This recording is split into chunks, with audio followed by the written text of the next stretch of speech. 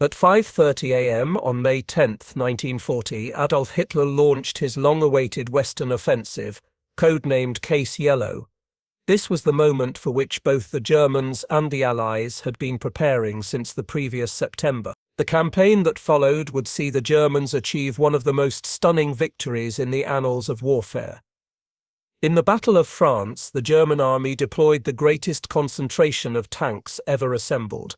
Their offensive saw the war's first large-scale airborne operation. Already victorious in Poland and Norway, the Germans would now be meeting forces equal to their own in both manpower and material. Yet with new and revolutionary tactics, the Germans would destroy the armies of Belgium, Holland and France, and inflict upon the British Army its greatest humiliation since the American Revolution. The German campaign would leave Hitler as undisputed master of Western Europe, and give his army an aura of invincibility. So complete was the victory that 4 years would pass before Germany's supremacy in France and the Low Countries could again be challenged. The path to this catastrophic confrontation had been paved by years of escalating tensions. On March 12, 1938, Hitler sent his army into Austria and annexed it to the Reich.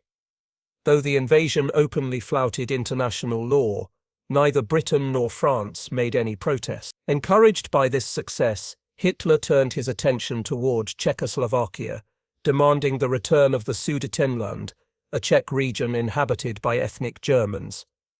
In September 1938, the leaders of France, Britain, Germany and Italy met at Munich to resolve the crisis. Eager at all costs to avoid war, the Western powers yielded to all of Hitler's demands. The Czechs were given no say in the carving up of their country. Britain hoped that peace in Europe was now assured. This illusion was shattered within 6 months when, in March 1939, the Germans occupied the remainder of Czechoslovakia. Britain was outraged and promptly abandoned its policy of appeasement. On March 31st, Britain and France promised complete independence of Poland, where it seemed Hitler would strike next. Just 3 days later, Hitler ordered his generals to draw up plans for Poland's destruction. In August 1939, he stunned world opinion by signing a non-aggression pact with the Soviet Union, a secret clause arranged for the partition of Poland between the two powers. On September 1st, Hitler's armies surged across the Polish frontier. The campaign introduced the world to blitzkrieg, lightning war. This revolutionary tactic relied on the deployment of armored forces in entire divisions. Panzer divisions consisted of both light and heavy tanks, motorized infantry, artillery, and reconnaissance units. Once massed heavy tanks punched through enemy defenses, following waves of light tanks, and infantry would consolidate and widen the breach. Forward units continued their advance, carrying the battle into enemy rear area. A key element was close ground support provided by the Luftwaffe, whose airstrikes helped isolate frontline forces and cut them off from logistic support. In the skies over Poland, the Luftwaffe rapidly achieved total aerial supremacy. Overwhelmed by ferocious bombing raids, Warsaw surrendered on September 27th. The German victory had been achieved with a loss of only 44,000 casualties compared to total Polish losses of nearly 1 million. 2 days after the Polish invasion began, France and Britain declared war on Germany. However, Poland's geographical location and the swiftness of the German victory prevented them from intervening directly. For the next 8 months, hostilities would be limited to sporadic artillery duels and bombing raids, the period known as the Phony War. By spring 1940, the key figures were in place for the coming confrontation. Adolf Hitler's military outlook had been shaped by his time as a frontline soldier on the Western Front during World War I. He distrusted his generals' opinions and frequently overruled. Each of his military initiatives to date had been taken against the express advice of the High Command, and each had succeeded.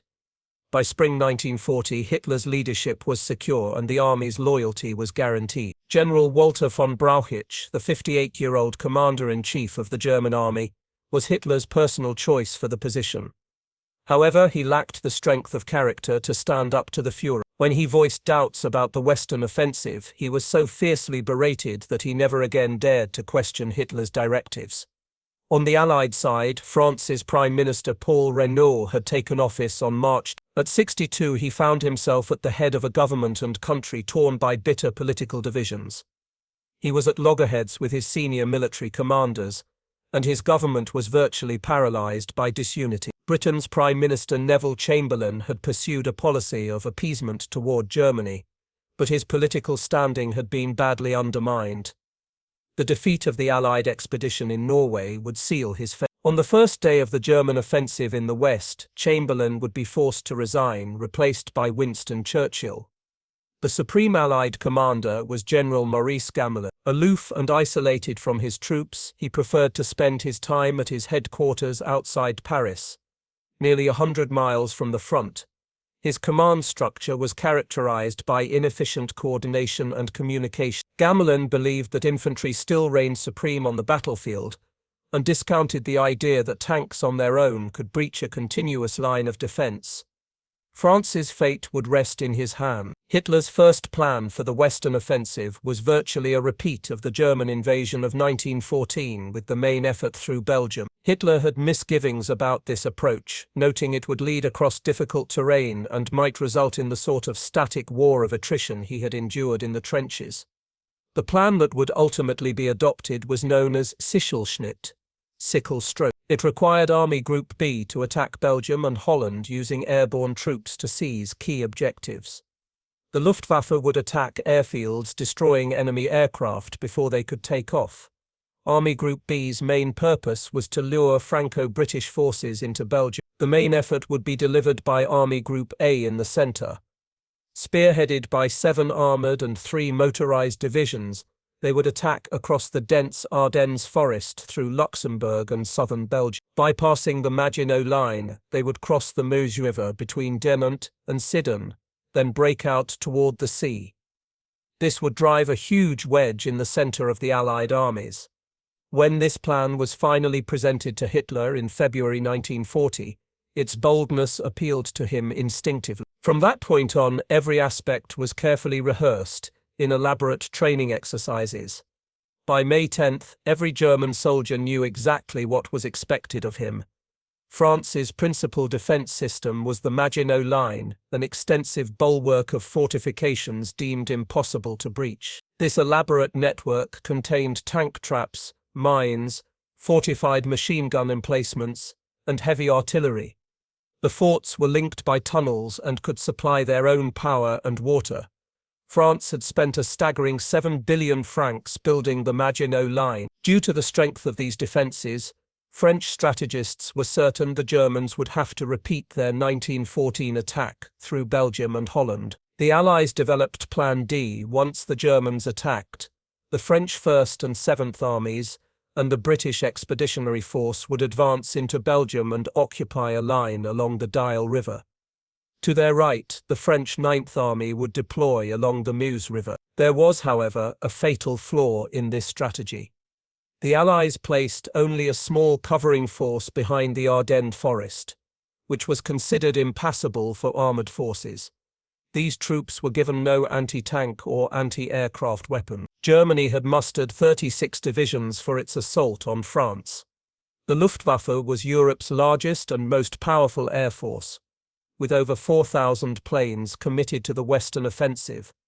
German panzer strength stood at over 2,500 machines. Though individually German tanks held no clear advantage in armour or firepower, their deployment in armoured divisions guaranteed them battlefield superiority at the tort of contact. In just 7 years, the German army had grown from 100,000 men to 3.5 million, of which 2.5 million would be committed to the Western offensive. The army's morale could not have been higher. Earlier victories in Austria, Czechoslovakia, Poland and Norway gave the ordinary German soldier complete confidence in his training, equipment and leadership. The Allies deployed 94 French divisions containing 2.25 million men, plus 10 British divisions with 150,000. Between them, the Allies deployed 3,100 tanks more than the Germans. However, they were widely dispersed amongst infantry divisions, rather than concentrated in armoured formations. The French Air Force could field only 740 modern fighters, and 140 effective bombers, reinforced by 350 RAF aircraft. The critical difference was not in numbers, but in doctrine and deployment. While the Germans concentrated their armor for breakthrough operations, the Allies scattered their tanks in infantry support roles. While the Luftwaffe operated as a unified striking force, Allied aircraft were dispersed across the front. Moreover, French army morale was poor. The troops received minimal pay and lived in uncomfortable conditions. Discipline was lax. The winter of 1939–40 was the coldest in 50 years, making life at the front harsher still. By spring 1940 there was widespread belief that the war would be settled by diplomatic agreement without a shot being fired. On the night of May 9th, the codeword Danzig went out to German units, signaling that the offensive would begin at 5:35 a.m. In the early hours of May 10th, Luftwaffe crews were roused and told to be ready within 15 minutes. Before dawn, every available plane was airborne. Long columns of panzers drove along approach routes to France and the Low Countries. At first light, the skies over Belgium and Holland filled with the roar of Luftwaffe planes. Wave after wave of fighters, bombers and transports swept over the frontiers. After 8 months of uneasy peace, war had finally come to the west. In Holland, thousands of German paratroopers were dropped over Rotterdam and The Hague, taking defenders completely by surprise. The first major attempt in history to conquer a country from the air was underway. To disguise their small numbers, the Germans dropped dummy parachutists at scores of locations, creating the impression of overwhelming force and spreading panic. In Belgium, paratroopers targeted the bridges over the Albert Canal and the fortress of Eben-Emaner. This fortress was the linchpin of Belgium's main defense line, regarded as the strongest fort in the world. The Allies counted on it holding out for at least 5 days. The mission to capture it was entrusted to 78 parachute engineers transported by glider. Landing silently on the fort's roof at dawn, they took the defenders completely by surprise. Using new high-intensity hollow charge explosives, they destroyed the fort's guns and kept the garrison pinned down. The capture of Eben-Emaner was achieved with only 6 German dead and 15 wounded. A sensational coup. About an hour and a half after the offensive opened, General Gamelin ordered the implementation of Plan D. Allied units rolled across the Belgian border and advanced toward their positions along the Dyle River. Gamelin felt calm and confident, delighted that the Germans were attacking just where he had predicted. Other Allied units were horrified to find that Belgian defences were incomplete. Worst of all, the quick collapse of Eben-Emaner forced the Belgians to fall back before many Allied units had even gotten into position. As battle was joined in the Low Countries, Army Group A's massive armoured formations moved forward through the Ardennes. These were arrayed in 3 densely packed blocks with columns stretching 100 miles. Overhead, an immense umbrella of Luftwaffe fighters provided cover, but with Allied eyes fixed firmly on Belgium, no air attack came. Within 2 days, the mechanized spearheads erupted out of the Ardennes. Surging across the French border, they arrived at the Meuse River on the afternoon of May 12. Facing them were 10 French divisions, woefully short of anti-tank and anti-aircraft artillery. 6 divisions consisted of reservists, many over 40 years old. The successful crossing of the Meuse was vital for the German invasion. When the assault was launched on May 13th, the main effort came just west of Sedan. That afternoon, 12 squadrons of Stuka dive bombers struck, forcing French gunners to retreat into their dugouts. At Forth-Eringpet, detachments of panzer infantry in rubber boats began crossing. By midnight, the Germans had driven a wedge 5 miles deep in the French defences and built a bridge across which the panzers began to pour. On May 14th, Allied airstrikes were mounted against the German bridgeheads, but ground flak units beat them off, inflicting heavy casualties. The RAF lost 40 out of 71 planes, the greatest rate of loss it ever sustained in any single operation. By that afternoon, all 3 panzer divisions were across the river. Commanding them was General Heinz Guderian, aged 52, a pioneer of blitzkrieg tactics and its most outstanding exponent. In Poland, his tanks had achieved such incredible speed he earned the nickname Hurrying Heinz. With his tanks safely across the Meuse, Guderian ordered them to drive west toward the Ardennes Canal, splitting apart the Allied armies and striking at the flank and rear of forces moving into Belgium. The French ordered their 3rd Armoured Division to attack the Sedan bridgehead on the morning of May 14. However, it failed to reach its start lines until late afternoon and found itself without artillery or infantry support. The local commander called off the attack and ordered the division's tanks dispersed amongst his infantry units, thus dismantling the one Allied force that stood a chance of repelling the panzers. Further up the Meuse, German panzers also crossed at Montfermeil and Dinant. The Dinant crossing was made by 7th Panzer under Major General Erwin Rommel. By the evening of May 15, Guderian's panzers had broken through the defences on the Ardennes Canal, and the roads to the west lay open. Despite initial hesitation from nervous superiors, Guderian and Rommel pushed their panzers westward at breathtaking speed. By May 16, Guderian had advanced 50 miles. Rommel also advanced 50 miles, capturing 10,000 prisoners and 100 tanks for the loss of only 35 killed and 59 wounded. The German breakthrough reduced Gamelin's entire strategy to tatters. Realizing the extent of the catastrophe, French Premier Paul Reynaud phoned Winston Churchill early on the 15th to say, "We have lost the battle." The sheer speed of the German advance had thrown Gamelin and his commanders completely off balance.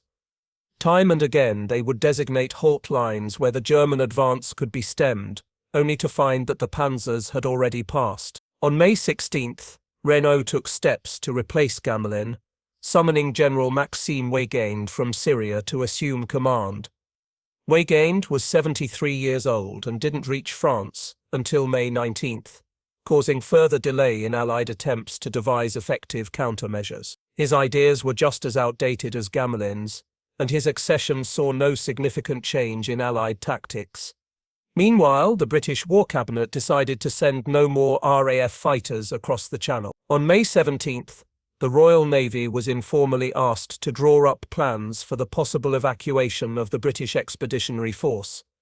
On May 18, Guderian reached Peronne, while Rommel occupied Cambrai. On May 20, Guderian's panzers reached the Channel coast. The Allied armies in the north were now completely cut off. As the Allied troops retreated westward through Belgium, they threatened the right flank of the German advance.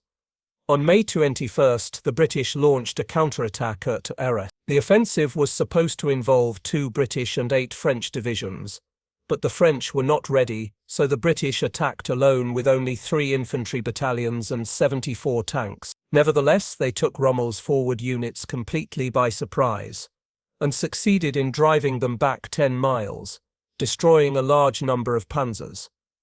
The German artillery could make little impression on the heavily armoured Matilda tanks. In desperation, Rommel formed a gun line made up largely of 88mm anti-aircraft guns.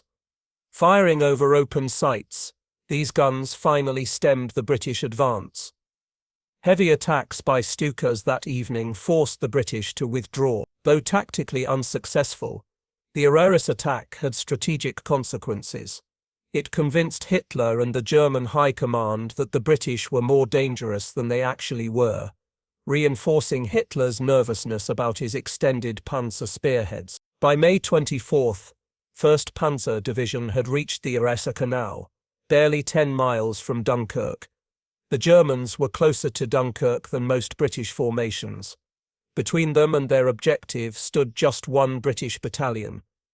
Total victory was within Germany's grasp, yet as they stood poised to deliver the coup de grace, they were stunned to receive orders to halt.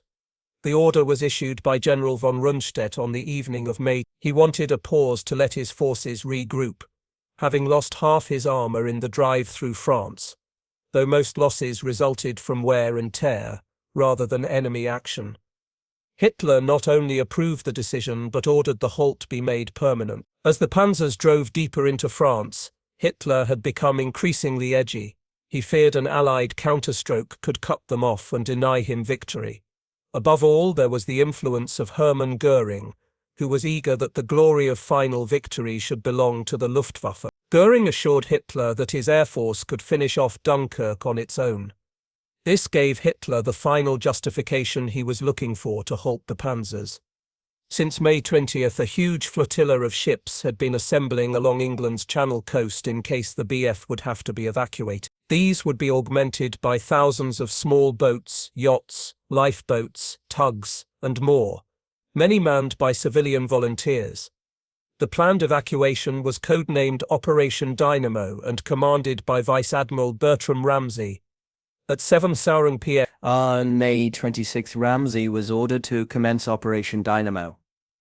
He had been counting on 3 French ports being available, but by now both Boulogne and Calais had been captured. With Dunkirk the only port remaining, Ramsay feared no more than 45,000 troops could be rescued. On the evening of May 25th, Lord Gort ordered the BF to retreat to the sea. His decision was prompted by the critical position of the Belgian army, which was on the brink of collapse. The following day, the Germans finally broke through the Belgian defences. Hitler also gave permission for Army Group A to resume its advance. On May 27th, the exhausted Belgian army could fight no further, and King Leopold asked for an armistice. By dragging out surrender negotiations, the Belgians bought their allies an extra 24 hours. Nonetheless, it took hard and desperate fighting to keep escape routes open. The following day, the Belgians officially surrendered. That evening, the retreating Allies were hemmed into a narrow bridgehead around Dunkirk, and only 25,000 men had yet been evacuated. But the vast armada of small boats now began arriving, enabling more and more troops to be rescued each day. Poor weather had hindered Luftwaffe operations during the early stages. The first heavy raid did not come until May 29th. But attacks increased in intensity over the next 3 days. Though the RAF committed every available plane to provide fighter cover, they were heavily outnumbered. Luftwaffe attacks accounted for 243 ships, including 8 destroyers. Luckily, the Luftwaffe failed to put Dunkirk harbour out of action. It was from the harbour rather than the beaches that the great majority of troops were embarked. On May 31st, the Allies were forced to fall back to defences along the Franco-Belgian frontier. German pressure continued, but the Allied rearguard prevented a breakthrough. On June 2nd, daylight evacuation had to be suspended because of Luftwaffe attacks, but by then Operation Dynamo was nearly finished. That night, the last British troops were brought safely away.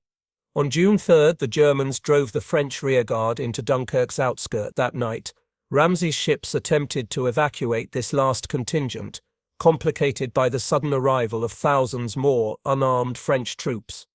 Despite the confusion, 26,000 French troops were evacuated. However, as the last ship sailed, nearly 40,000 men had to be left behind. Operation Dynamo had been an astounding success. A total of 338,000 Allied troops had been brought safely to England. Even though Britain had suffered a catastrophic defeat, Dunkirk took on immediate mythic resonance for the British people. It symbolised their brave and resourceful resistance German might, helping Britain to continue fighting even when her position seemed hopeless. With the cream of the Allied armies routed in Belgium, it could only be a matter of time before Germany finished off Weygand's remaining forces. In less than 4 weeks, the French had already lost 30 divisions and most of their armour. The Germans had established large bridgeheads at both Amiens and Péronne. Facing them was another hastily constructed French line. Weygand's forces were deployed along the Somme and Indre rivers. 49 French divisions manned this front, with 17 more in the Maginot Line. They were opposed by 130 German infantry divisions. The panzers were regrouped into 5 armoured corps, 3 going to Army Group B in the west and 2 to Army Group A in the east. Weygand ordered the construction of a checkerboard of strongpoints called hedgehogs, installed in woods and villages and packed with artillery used in an anti-tank role. Even if outflanked, the hedgehogs were designed to continue resisting. The German offensive opened in the west on June 5th. The French put up determined resistance, and the Germans had difficulty subduing the hedgehogs. At last, on June 7th, Rommel's panzers broke through toward Rouen, and French resistance in this sector promptly collapsed. Rommel had dealt with the hedgehogs by bypassing them completely and leaving them for the infantry to mop up. Army Group A's offensive began on June 9th. That night, Guderian got his tanks across the Arm. The next day he widened his bridgehead, and with the remaining panzer divisions following through, the French defence gave way. Weygand's armies began to disintegrate on all fronts. On June 10th, Reynaud and his government left Paris. 4 days later, the Germans entered the city. On June 16th, Reynaud resigned and a new cabinet was formed headed by Marshal Philippe Pétain, 84 years old and a hero of World War I. Pétain could see no point in prolonging the struggle. A request for an armistice was transmitted to Hitler. The following day, Pétain a national broadcast instructing the French to stop fighting. By June 19th, Rommel occupied Cherbourg, marking the end of his campaign. In 6 weeks, his 7th Panzer, nicknamed the Phantom Division, had captured nearly 100,000 prisoners and hundreds of guns and armoured vehicles. His own casualties came to just over 2,500, fewer than 700 killed. Only 42 of his tanks had been destroyed. In the east, Guderian's remorseless panzer drive quickly cut off all French troops in the Maginot Line before pushing on to the Swiss border. On June 20th, Hitler delivered his terms to the French envoy. The northern part of France would be occupied by Germany and used as a base for continuing the war with Britain. The remainder would be governed from Vichy by a regime headed by Pétain. The French could keep their fleet and colonies. Hitler had a humiliating surprise in store. He had located the railway carriage in which German commanders surrendered to the French at the end of World War I. German engineers brought it to the exact place it had stood on that famous occasion in the forest of Compiègne. There, on June 21st, Hitler awaited the French delegation. When the French arrived and recognized the carriage, they were aghast. It was Hitler's supreme gesture of revenge. On June 22nd, General Weygand authorized the acceptance of German terms. At 12:35 a.m. on June 25th, the fighting officially ceased. Though Germany had not asked for the French fleet, Britain still feared its ships falling into German hands. On July 3rd, the Royal Navy attacked the main French squadrons, putting many ships out of action. This raid caused great bitterness and badly soured Anglo-French relations. The German conquest of the West had cost them just over 50,000 casualties, of whom only 27,000 were killed. Total Allied losses in killed and wounded came to 390,000, while 2 million more were taken prisoner. The Luftwaffe lost 1284 planes and the RAF 93. The Germans also captured huge amounts of Allied equipment. Germany's crushing victory confirmed its position as the supreme power in Western Europe. Their only remaining enemy, Britain, was isolated and much weakened. Hitler was convinced she would soon surrender. Even before the armistice came into effect, he had ordered the demobilization of 35 divisions. As far as Hitler was concerned, the war in the West was effectively over. Buoyed by his triumph, Hitler was already contemplating a campaign against the Soviet Union. Yet, by letting the British Expeditionary Force slip through his fingers at Dunkirk, Hitler ensured that Britain could continue fighting. He was therefore about to lead Germany into a war on 2 fronts. His most spectacular victory thus sowed the seeds of his ultimate defeat. The Battle of France stands as one of history's most dramatic military campaigns. In just 6 weeks, Germany accomplished what it had failed to achieve in 4 years during World War I, the conquest of France. The victory demonstrated the devastating effectiveness of combined arms warfare, with armor, infantry, and air power working in close coordination. The causes of Allied defeat were numerous: poor strategic planning, inadequate doctrine, dispersed forces, weak coordination, and fatally flawed command structures. The French army's low morale and the political divisions within France further undermined the defense. Above all, the Allies failed to grasp the revolutionary nature of armored warfare and continued to think in terms of the previous war. For Germany, the victory seemed to vindicate Hitler's leadership and confirm the superiority of German arms, but the triumph contained the seeds of future disaster. Hitler's decision to halt the panzers at Dunkirk allowed Britain's army to escape, ensuring the war would continue. Within a year, Hitler would turn east against the Soviet Union, committing Germany to the two-front war that would ultimately destroy the Third Reich. The Battle of France thus stands as both a testament to military innovation and a warning about the consequences of outdated thinking. It demonstrated that wars could be won with speed and maneuver rather than attrition, forever changing the face of modern warfare. Yet it also showed that even the most spectacular victory could prove hollow if not followed through to its logical conclusion. In saving Britain's army at Dunkirk, Hitler preserved the one force that would eventually return to liberate France and bring about his downfall.